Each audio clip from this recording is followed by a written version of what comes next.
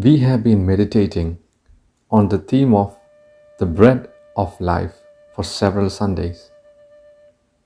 How can Jesus distribute his body and his blood?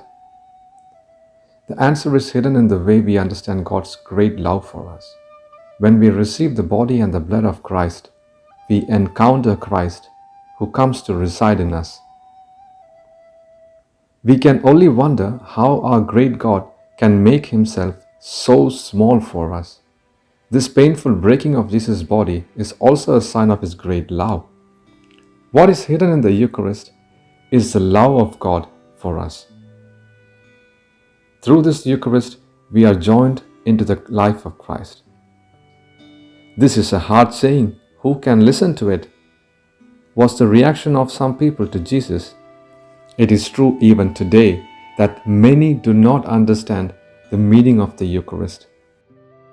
But Jesus did not make a compromise with them so that he might be better understood.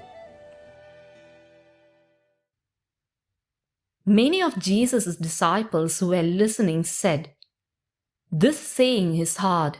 Who can accept it?"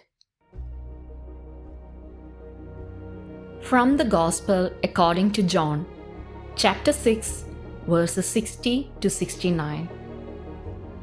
Many of Jesus' disciples who were listening said, "This saying is hard. Who can accept it?" Since Jesus knew that his disciples were murmuring about this, he said to them, "Does this shock you? What if we were to see the Son of Man ascending to where he was before? It is the Spirit that gives life, while the flesh is of no avail. The words I have spoken to you are spirit and life. But there are some of you who do not believe." Jesus knew from the beginning the ones who would not believe and the one who would betray him. And he said, "For this reason, I have told you that no one can come to me unless it is granted him by my Father." As a result of this, many of his disciples returned to their former way of life and no longer accompanied him. Jesus then said to the 12, "Do you also want to leave?"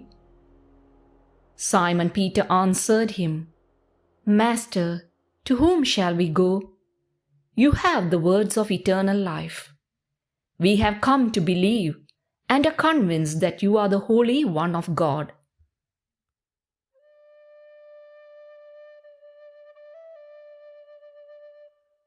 The flame of faith handed over to us is the result of the sacrifices of a lot of people who walked ahead of us. Still, we may be thinking that following the path of Jesus is difficult, and some of his teachings are hard for us to practice. Today, there are many who reject Christ because his teaching stands in their way of living. Just like Jesus asked his disciples, he also asks a disturbing question to us: do you also want to live? But our answer should be like that of Peter: "Lord, to whom shall we go? You have the words of eternal life, and we have believed and have come to know that you are the Holy One of God." The noble task of making known Jesus to our friends and families is handed over to us. Let us faithfully carry out this mission through our words and deeds in today's world.